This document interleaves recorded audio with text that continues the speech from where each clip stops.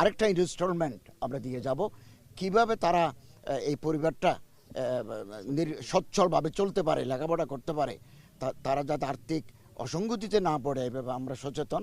এছাড়া আসুন্না ফাউন্ডেশনের শেখ আহমদুল্লাহ সাহেব আমাদেরকে ৫ লক্ষ টাকা চেক দিয়েছেন, এটাও আমরা ওনার পরিবারকে হস্তান্তর করব। আমি ওনাকে অনুরোধ করেছি, তিনি ৫ লক্ষ টাকার চেক আমাদের হাতে দিয়েছেন, অন্যের লোক আছেন, এটাও দেব।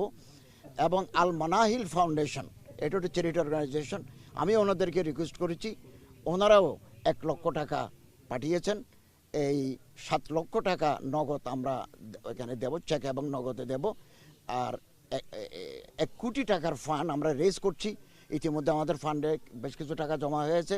এগুলো আমরা ওনাদের বাবার সাথে কথা বলে, ওনার স্ত্রীর সাথে কথা বলে একটা অ্যাকাউন্টে রেখে তারা যাতে বাকি জীবনটা স্বচ্ছন্দে কাটাতে পারে, ভরণ পোষণ, শিক্ষা দীক্ষা